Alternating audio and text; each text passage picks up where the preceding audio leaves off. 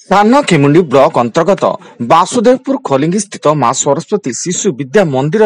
वार्षिकोत्सव अनुष्ठित होती। शिशु मंदिर उपाध्यक्ष गणेश राउत सभापतित्व करथिया बेले प्रधान आचार्य तपन कुमार रथ अतिथि परिचय सह प्रारंभिक सूचना प्रदान करथिले एवं संपादक टुटु पाढ़ी वार्षिक विवरणी प्रदान करथिले।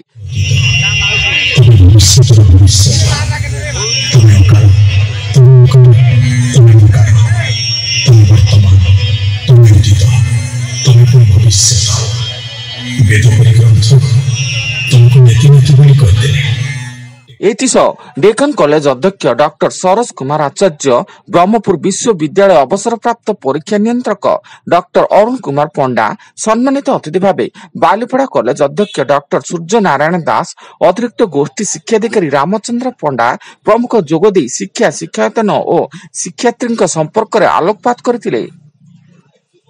और पूर्व आयोजित विभिन्न प्रतियोगितार कृति छात्र छात्री को पुरस्कृत करने छात्र छात्री द्वारा सांस्कृतिक कार्यक्रम परिवेशित होता।